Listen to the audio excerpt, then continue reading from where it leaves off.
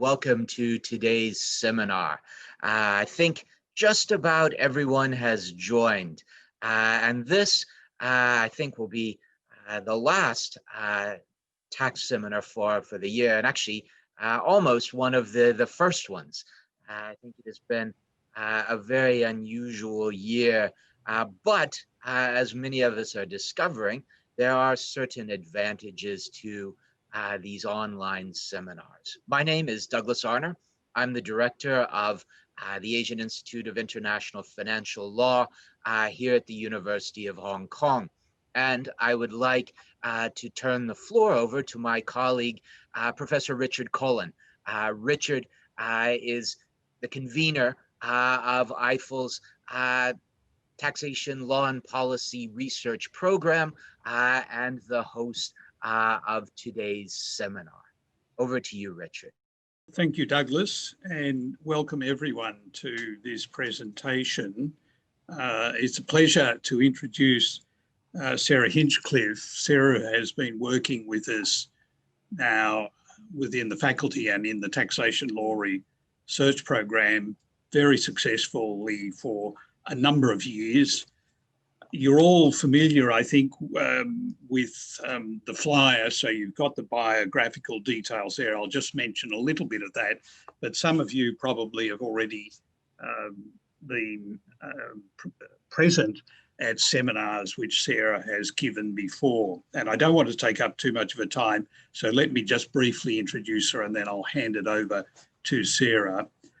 One thing to mention before I do that, though, if you do have any particular questions as the presentation is running, you can type your questions into the Q&A box, which Sarah can see and which I can see also, but she's the one who will be able to provide the answers, and let's see how the time works out. Sarah is an associate professor now in the School of Professional Accountancy at Long Island University in the US, and she specialises in international and comparative taxation law and corporate strategy. She's an Australian lawyer, as we'll soon see from her accent, much the same as mine, and we both come from Melbourne as it happens. And she is a chartered tax advisor and an associate member of the Law Institute in Victoria and the Taxation Institute of Australia. She's held a number of other positions in Australia and the US before this current position, and she's also had a number of visiting positions, including at Harvard Law School and so on, and indeed including the University of Hong Kong. Sarah has also been an external editor for the Law Institute Journal for some time and an editor-in-chief of the Journal of Australian Taxation. Let me finish there and say welcome again, Sarah, and you now have the floor, and we're all looking forward to listening to what you've got to say. Very topical topic, I must say. Thank you, Professor Cullen, and it's wonderful to meet you all virtually. This particular topic and subtopics are very relevant to each and every one of us. And once upon a time, well, I shouldn't say once upon a time, few months, it shifted a little bit, and the movement, at least the physical movement of labour, of professionals, has come to a slight halt. It will ramp up again, of course.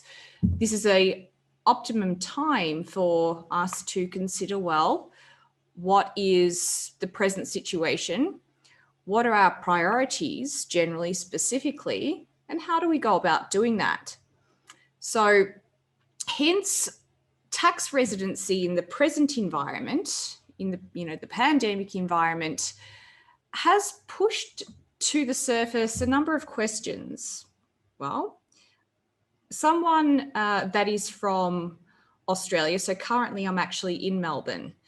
However, I'm due to fly back to the US, in a few weeks' time. But I need to always consider my tax obligations. I'm a US citizen now, but I maintain my Australian tax residency. Naturally, I'm an Australian citizen. The question then is, well, how do I get taxed? Am I taxed twice? And how do I ensure that the money that I earn and work for is retained for the benefit of my children and, of course, a comfortable retirement? So I need to know a lot about, from a personal level, and many of you would have clients or be in a similar situation. What do we consider? Where do we start? And so it's those three items or sub-issues that we'll be looking at: tax residency in COVID environment and post-COVID, investment opportunities. All right, so you've got bricks and mortar, you have shares or stock. What else is there? What's the benefit of it? And of course, retirement considerations. Overarching all of this is, of course, the tax layer. How is it taxed? We know, this is not news unless someone's had their mind buried in the sand. So in terms of a very broad funnel down view, top down view, if you look at us as persons, members of society, we're part of a supply chain. I like to call it a demand chain. And we are at various levels of this societal supply chain or demand chain, have been, I guess, exposed or forced to consider aspects of our future planning as a result of government mandates, politics, dynamics, the global economy, and of course, us as consumers and us as persons working or entrepreneurs within an industry. And of course, it's these gaps or opportunities that I'm honing in on in the context of the three items identified before: residency, retirement, and investment. In terms of analytics or AI and other more finite points, I won't address that today. Okay, but there are some other complementary tools that one could use to further identify gaps and opportunities to pursue. Okay, a big buzzword now. Some of you might have heard this concept of net zero, and it's a little bit fashionista, or it's a little novel right now. Not really well understood. People think of emissions trading and emissions as net zero. Is a little more than that.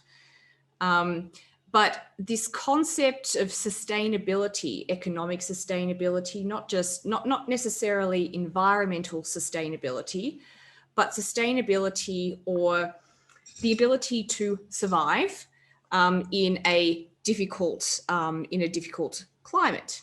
What do you do? So it's an increasingly important issue for firms and individuals. Why I mention these is because they are motivating issues and themes one needs to consider within the topics that I'll be discussing.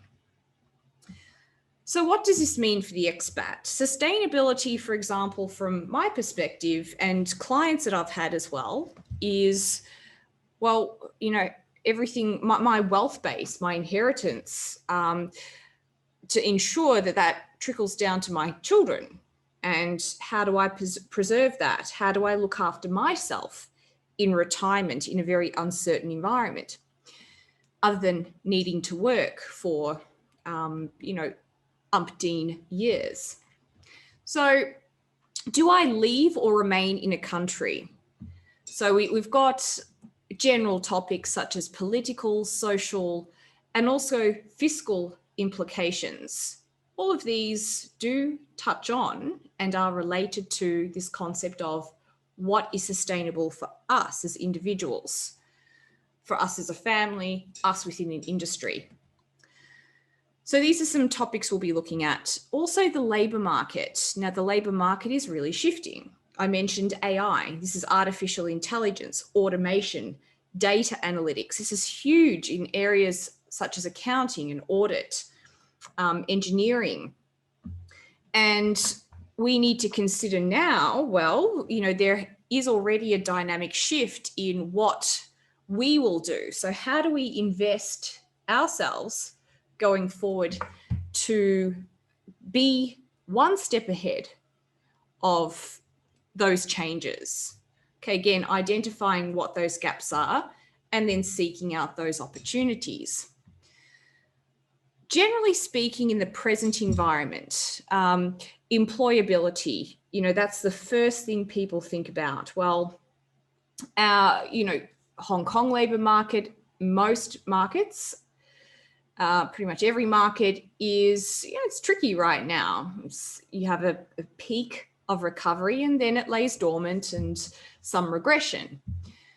There will be some improvements going forward, but generally speaking, unemployment across the world is low. So what does this mean? Well, it means even more a need to ensure that one is savvy in how they pursue, you know, their individual situations. Do they relocate? What are the implications of doing so?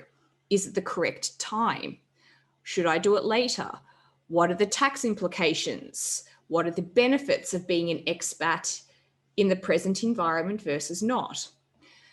So one little issue, it sounds a very finite issue, but nonetheless important, is what is motivating persons to, so for example, the labour market and where you undertake your role as an employee or a sole trader, it's mostly remote at present.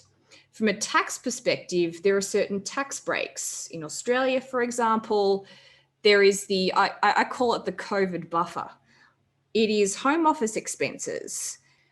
You know, that is, I guess, just on home office expenses and working remotely, there are certain kinks. But in Australia, there have been the ability to claim home office expenses. Those were normally expenses or deductions for tools of trade, calculator for an accountant, a hard hat for a tradesperson, for example.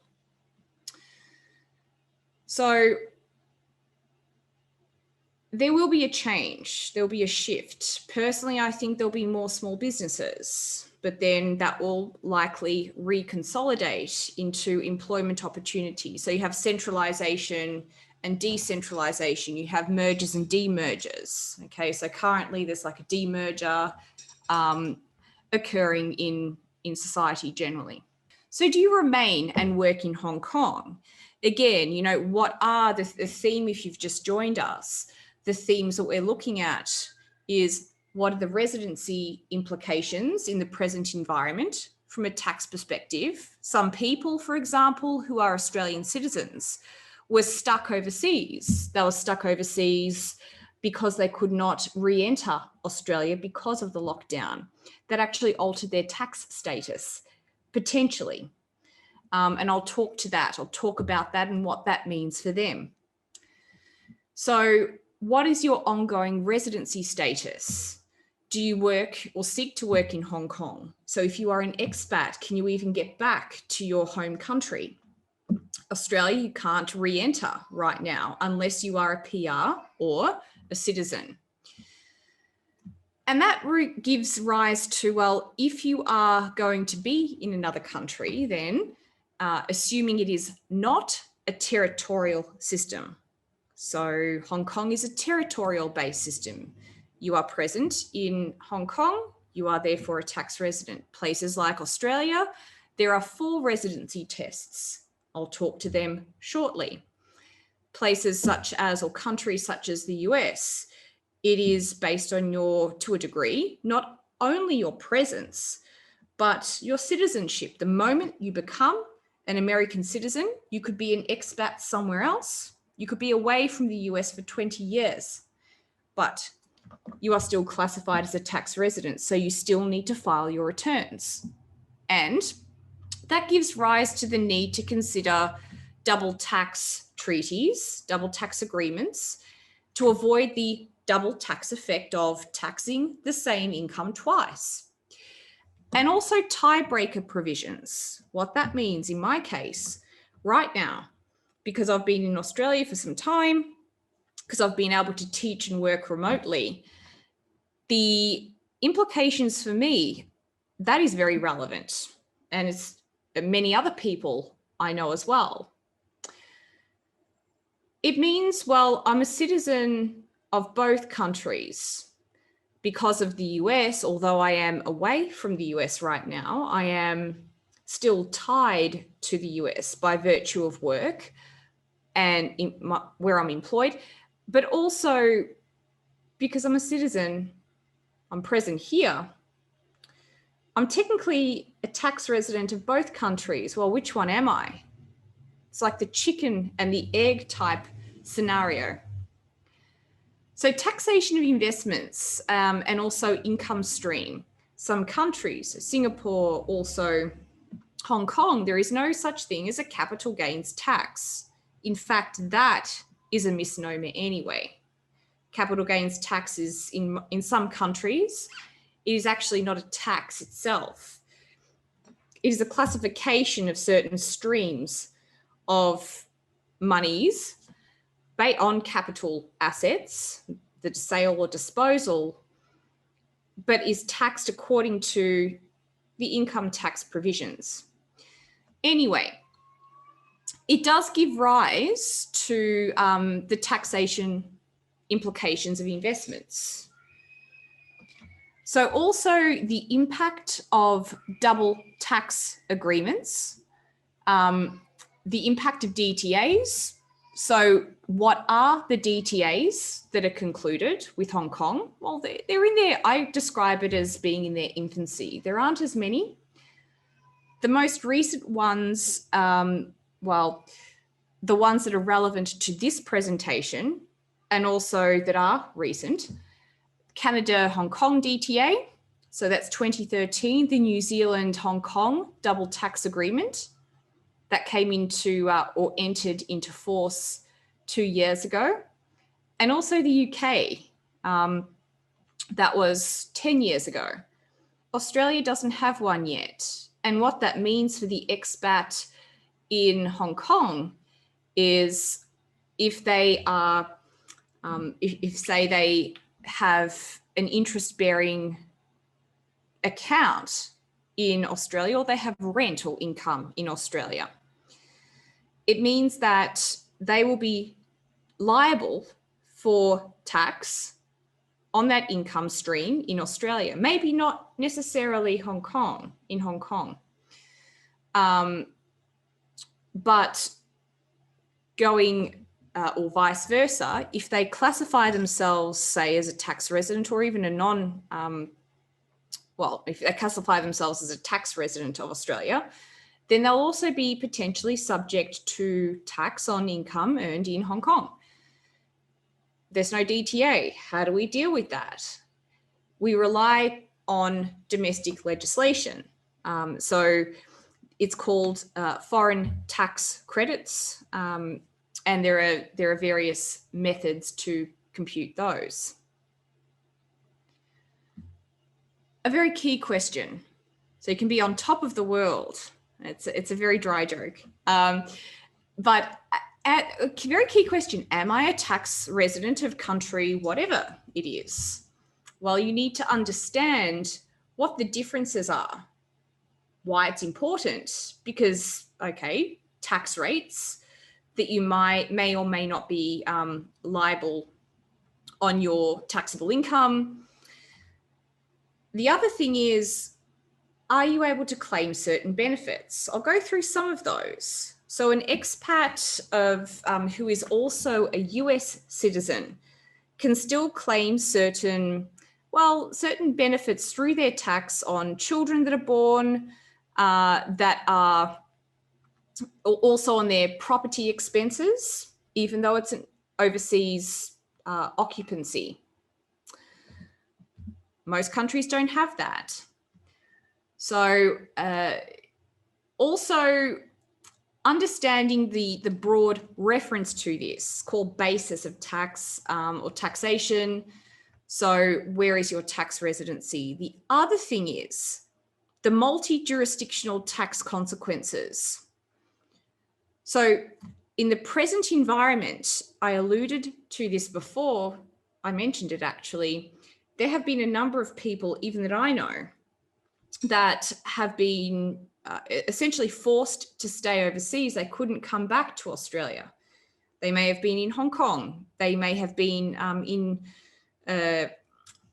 Vanuatu. They may have been in the US or Canada. They have been unable to re-enter Australia. And what's that actually meant is that they have passed one of the tax residency tests, potentially of another country. So they would be both a tax resident, they could be, if they classify themselves as such, they meet the tests in both countries, they will automatically be dealing with the issues we see. The issue of remote learning and teaching, that might be a longer term option for people too. And what that means is this will still be an issue that one needs to consider as an advisor or personally. For example, if I was able to teach remotely, I guess as an academic, it's a bit tricky because you have to be present for student engagement and so forth. But in some positions, it is very possible to do your work remotely, as long as you have an internet, good internet, and you have the technology, you certainly can. And, call centers, for example, they can certainly work remotely. HR could certainly work remotely. And that means that you could technically be in another country doing work for a company in another country. So you may be very well a resident of both, tax resident of both countries. So, and those give rise to issues such as source of income, which I won't talk about today, but essentially for an employment situation, income is sourced wherever it's earned, wherever you perform the services. So technically, although I might be paid from, say, a Canadian firm, this is a hypothetical, I'm actually based in, say, New Zealand. Then, because I'm performing the work remotely in New Zealand, there's an argument that I am taxed as a resident of New Zealand if I meet the residency requirements. But I may also be liable, depending on the other country's rules, tax legislation, for tax there, potentially as a resident or maybe a non-resident's a bit different. They're only taxed on the income sourced in a particular country. So this is going to be a super important area going forward, very important area and consideration. And just generally, these are references to just broad terms or descriptions of tax residency environment. In the US, it's citizenship-based, it's residence-based in the UK and Australia, and territorial in Hong Kong. Here's a little bit of legislation. So I love technical elements. Why I love tax. I like the technical elements of statute. The meatier, the better. The more technical, the better. So who is subject to federal income tax? So it's in the IRC, which alludes to the following: income tax is imposed on, or the essence is, on worldwide income of every US citizen and every alien classified as a resident alien. And no, I'm not talking about Men in Black or Independence Day, the movies. But an alien is someone that is a non-resident, a non-citizen, sorry. So they could be there as a student, or they could be there on a visa. As for US citizens, you know, how they classified, what are the rules? It's referred to here. Permanent residents. So other tests in addition to being a US citizen, you have the green card test. So you are a lawful alien, and you might be substantially present. So a lot of people who are stranded overseas would meet this particular test, the substantial presence test. In other words, you're present in that country for more than half the year. So potentially, or you elect to be treated as a US resident. So the third one doesn't really work in practice. That can be the IRS generally audit you. But substantial presence test, if you are, say, a student or studying, so an international student in the US, or you've been on a holiday and you are stuck there, and you know you are unable to get back into Australia, for example, or to your home country, you might still satisfy this test unintentionally, but nevertheless satisfy it. You only need to satisfy one to be classified as a tax resident. If you are a non-resident alien, you're not entitled to certain deductions or credits.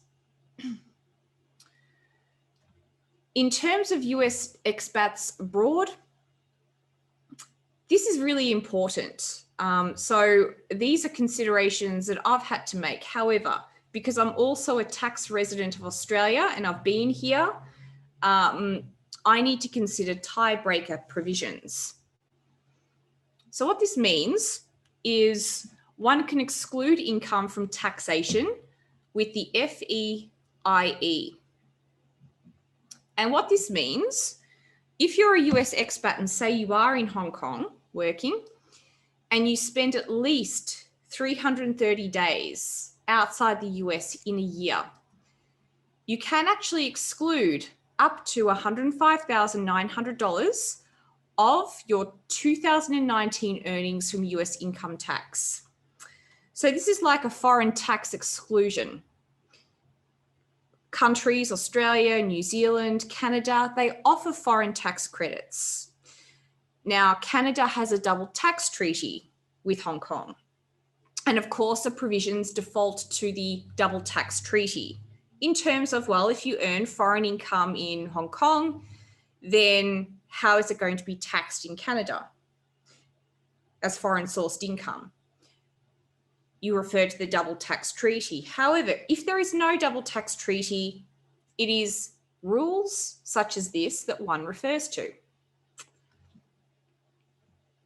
There's also this, I alluded to this before, claiming the foreign housing exclusion or deduction to reduce living expenses. So a US expat can deduct or exclude between $30,000 and $50,000 in housing expenses. Pretty neat. And that will vary depending on where you live. So the highest maximum exclusion for an expat is Hong Kong. And that's the current exclusion amount. So it's not bad. You can also, in addition, apply a foreign tax credit. And if there's a treaty, also to that. Now, I'm not going to go through the UK tax residency rules, but I have those here. These slides are available if you seek to obtain a copy. You're welcome to contact Flora or even myself. And in terms of the well, the rules, again, it's a little cumbersome. So they had a test before 2013, and they now have a statutory residence test.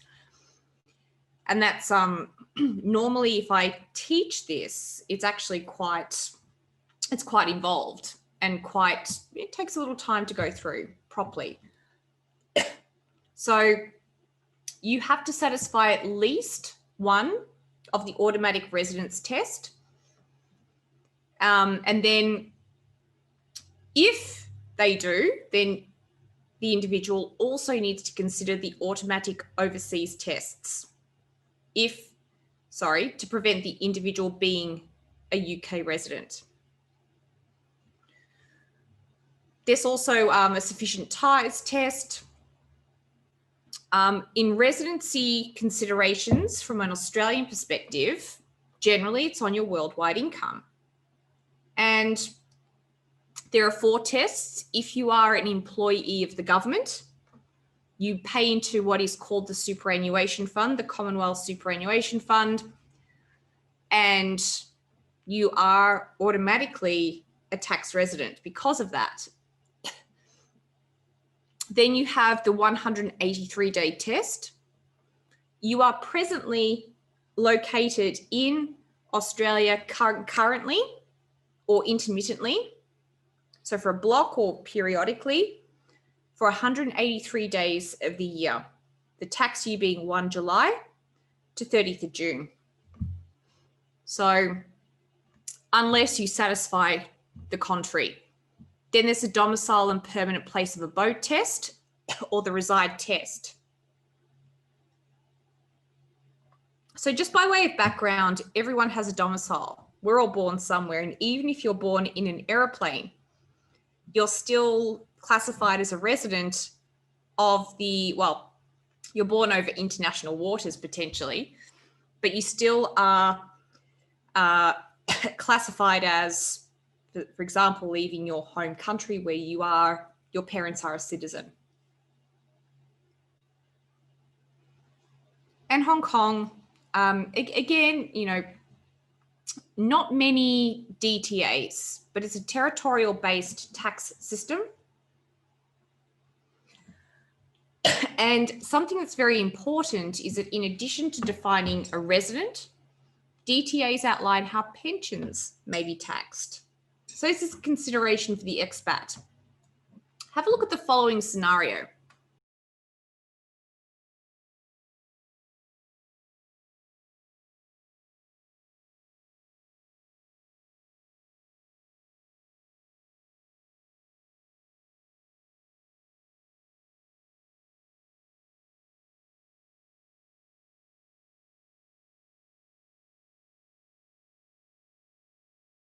So the question is for Peter, twofold in the context of what we're talking about. What are his retirement planning options?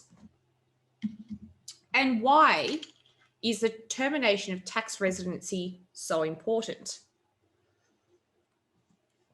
Again, it's a chicken and the egg scenario. So in terms of tax residency, that will have a bearing on current investment strategies and also how and where he seeks to retire and when. And that's what we're going to look at right now. Very common question, when should I retire? So to give you a bit of insight, I've spoken to some older members of my family. And this is in the US and also in Australia, Canada, even Europe. My mother's Hungarian, so we have relatives in Europe as well. But a lot of people are choosing, because of the present environment and the impact on their retirement savings and where that's tied, to work for an additional 5 years, although they are at retirement age. So the takeaway point, and I know this is crunching to the end mark, but it's always important with investment that includes your retirement to diversify your portfolio. Understanding, of course, that circumstances can change and where you seek to live and the lifestyle that you seek to maintain or aspire to or compromise on may change also. So a lot of this, again, you need to always update your understanding, your presence where you're currently at with respect to your retirement options and investment options also. So this is what we're going to discuss each in turn. What reasons exist for retiring? An important question is, well, what support is there? So the US and Australia, I can speak very well to. If an expat is working in Hong Kong and seeks to return to one of those countries,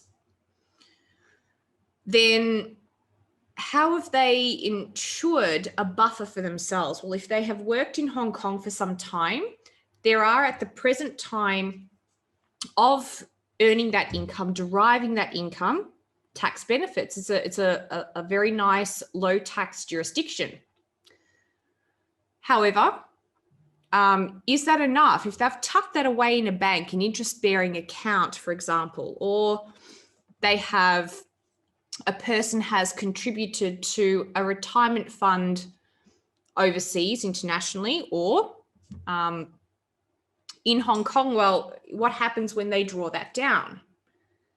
So, and also if they have nothing, say an entrepreneur suddenly, unfortunately, goes bankrupt or enters into liquidation, administration liquidation, then what backup is there for them? What support is there? And what are the pros and cons of retirement options for expats and professionals also? And which retirement plan is best for an individual? So these are some discussion points you'll see. So again, usually we're living longer now as well. What other protection do we have? Historically, certainly in my culture also, in the European culture, my mum's culture rather, it is a generational funnel. So the young look after their elders, the elders look after the grandchildren. So I had that growing up, and that was really lovely. In some cultures, that's not the case, but that's shifting also across the board. And I'm not going to look at the, or at least not in depth, at the retirement options in Hong Kong or the present, but you have the MPF, you have the SSA. And if you have a look at the following expat numbers in Hong Kong, this is taken a little bit of a dip now. So this is up to 2018. But you'll see, it's grown in recent years. It will dive a little. But how does this affect them?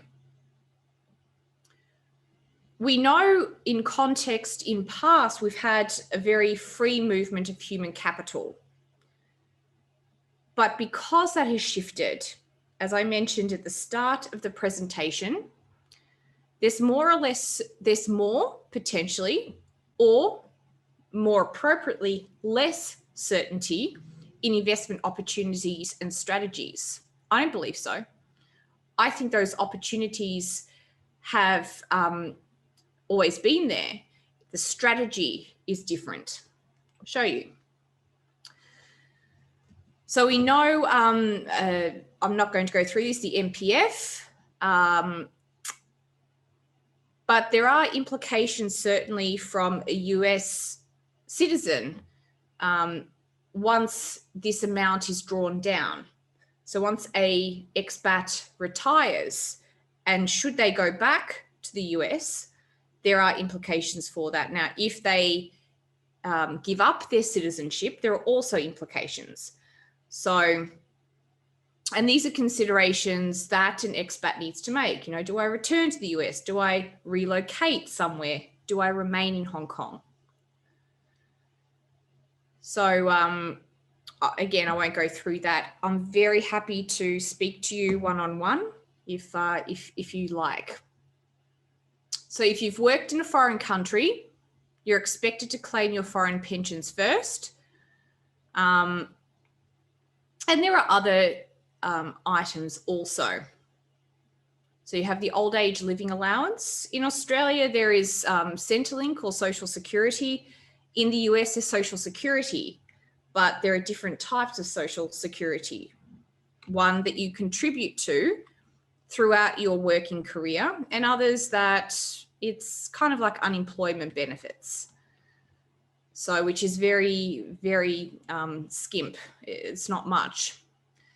So what are the pros and cons of retirement options for expats and professionals in Greater China? So expats are unlikely to qualify for SSA benefits unless they intend to reside in Hong Kong for at least 7 years. And there's double tax. So foreign source income is not taxable in Hong Kong, and your home country may have a tax treaty with Hong Kong to avoid double taxation. We spoke about that before. For example, the DTA between Hong Kong and the UK, Article 17, states how it's dealt with. And very relevant is also the DTA between Hong Kong and Canada, very similar provision in its drafting. So pensions and other similar remuneration arising in a contracting party and paid to a resident of the other contracting party. So what this means is if you are a resident of Canada and it's a pension paid from Hong Kong, then it shall be taxable only in the first mentioned party. In other words, it'll only be taxable in Hong Kong. So that's nice because in the absence of a DTA, it could be very different. So what does this mean? You need to check how your foreign pension arrangements are taxed while you're in Hong Kong. It's also very relevant for preparing a will. So a deceased estate, even any intestate estate. And also beneficiaries listed in a retirement policy. Where are they? What does it mean for them? And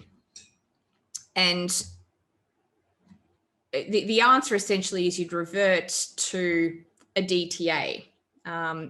So wherever the deceased person was is essentially where taxation may arise in most cases. So this is a very big area, an emerging area. So this is financial planning, essentially, international superannuation planning. This is huge. So banks such as HSBC, they offer, from what I understand, services. And of course, the Big Four do, other accounting firms do. Just be aware that there are some regulatory requirements regarding advice. So financial planning, superannuation advice, in some countries, you need a certain license to operate. Australia is one of those. So they're heavily, international superannuation planning, very heavily regulated so that there is, it remains a transparent industry also. Here are some options for an Australian expat in Hong Kong. So in the absence of a DTA, there is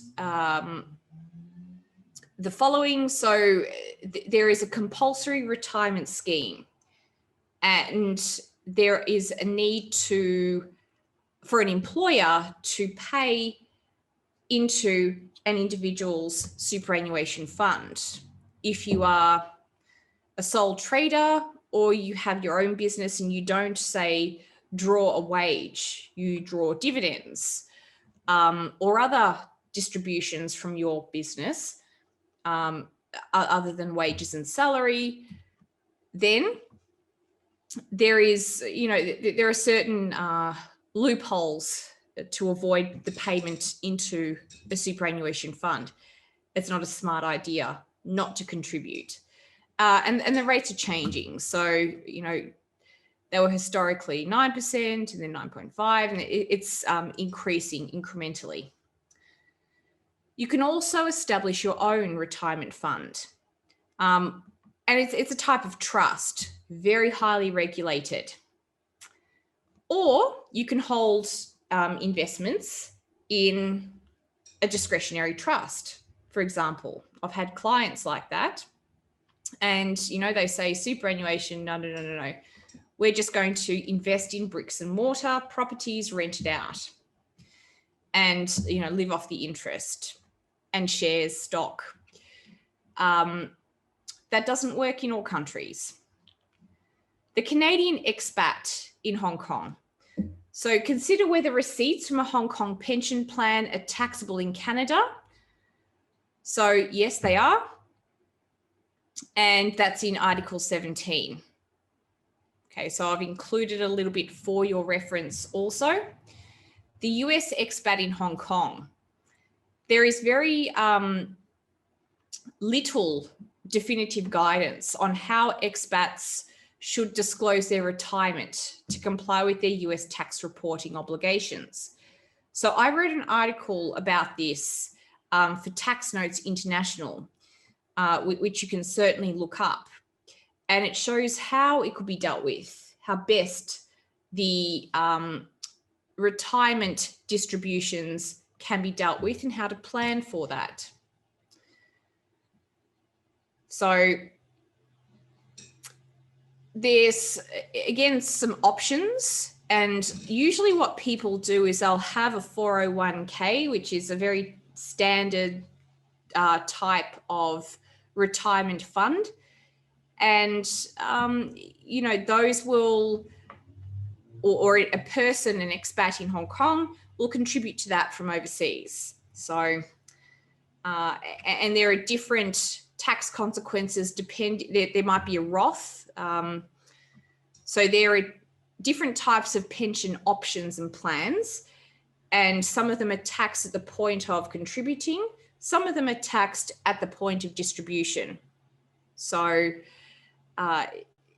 it's often a consideration of risk, but it's also a consideration for, well, foreseeing or trying to foresee what your state of retirement is. You're closer to retirement.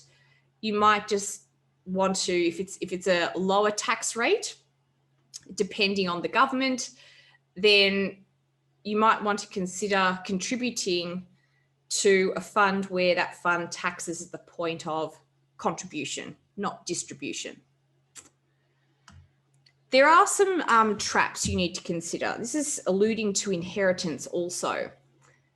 Once upon a time, taxpayers used to shift income to their kids because kids under 16 were not subject to tax. They were minors, but many jurisdictions have a minor tax, not a Snow White types and the Seven Dwarfs, but they have a tax on income that kids receive.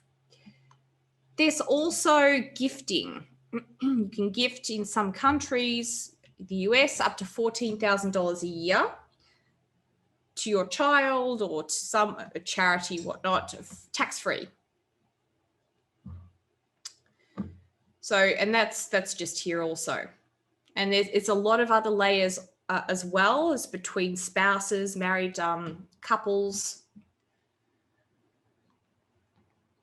You can also have a family limited partnership. There's many, many options. So if you are an expat working in Hong Kong, it's, you know, it's very nice because you will have a lower tax applicable. Assuming you are not,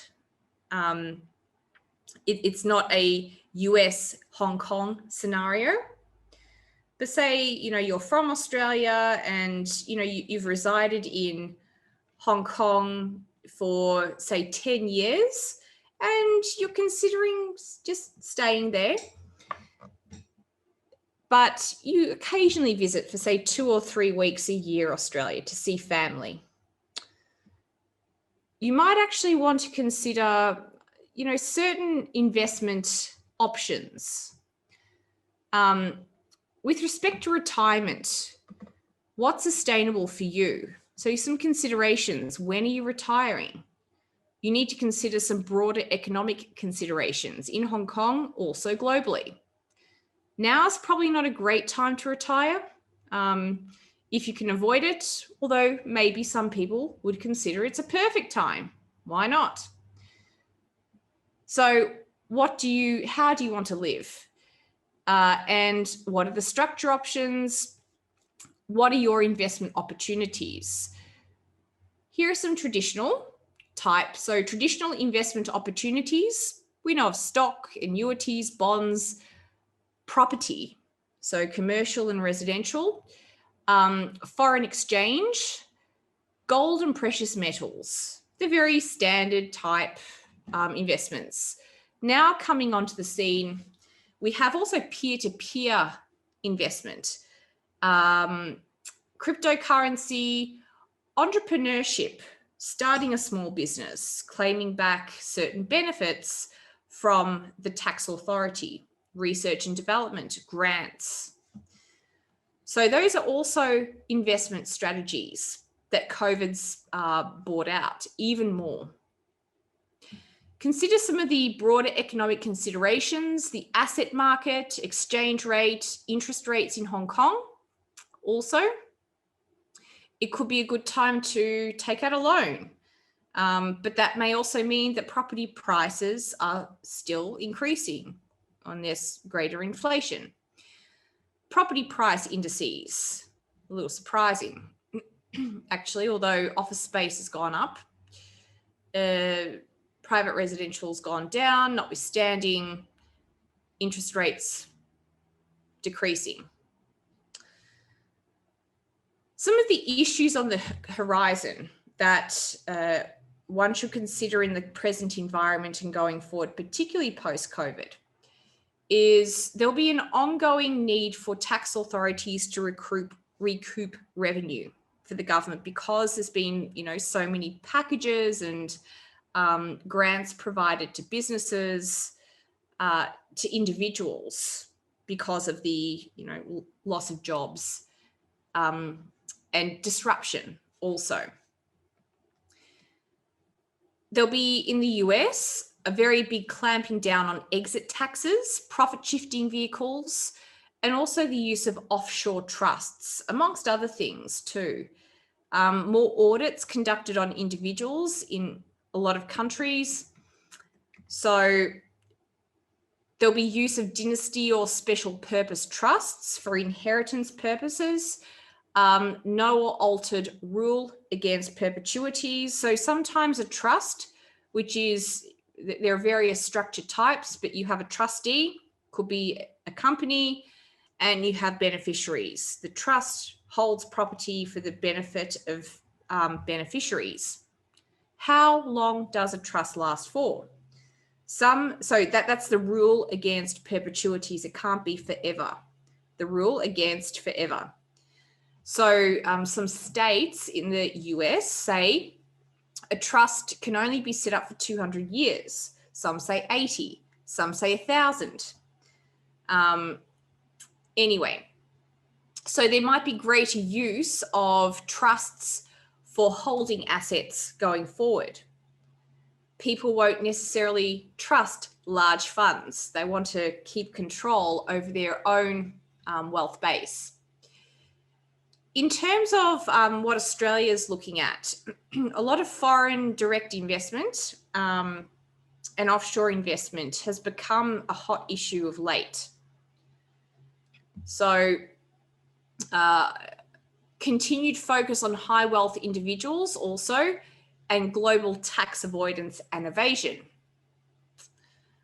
In the UK, also income recruitment, revenue recruitment for Treasury tax authorities, by tax authorities, and a crackdown on international restructuring and structuring concerning profit shifting and base erosion. So overall, as an expat in Hong Kong, it's really important to consider the present, but the present and what considerations you may have made 3 years ago is going to have shifted. And there's a lot more digitization, the ability to work remotely, the need to be forward thinking, and certainly keep in mind that the investment opportunities that may present themselves, certainly entrepreneurship, certainly. This concept of deconsolidation will mean even more a need to consider your retirement and the retirement options in the opportunities for an employee. You essentially say, oh, okay, I'll be taken care of. My employer will take care of that. If you are owning a business or you seek to pursue an entrepreneurial path, that's in your hands. So do you trust a public fund to invest your future retirement money, or do you set something up yourself? And where do you seek to retire? What are the present and future policy direction of that jurisdiction from a tax perspective? So that is all that I have for today or this afternoon. Are there any questions that you may have? Thank you very much, Sarah. And thank you, everybody, for participating. It's been a very wide-ranging and thorough review of the issues. And the PowerPoint slides are available, as you pointed out earlier on. So people who want to look back at some of the detail, and the PowerPoint slides are quite helpful in that they list quite a few of the relevant provisions and then set out the questions which you raised in a systemic way. So I think we'll probably, we can finish at this point, but in the event that anybody does have any other follow-up questions, they can get in touch with us or get in touch with you directly. But we can't have the usual round of applause using Zoom, but I would like to thank you very much. It's been great to have you give the presentation, and now we've broken the ice with our first TLRP webinar. You've got me certainly thinking about others which we might have, including possibly inviting you back. So thank you again, and thank you to everybody who's joined us today. Thank you, everyone, and thank you, Professor Cullen, and for the opportunity to meet you all, albeit virtually. But it's really been a pleasure, and I do hope to hear from some of you. Please feel free to reach out. It would really be my pleasure to touch base. Thank you, everyone.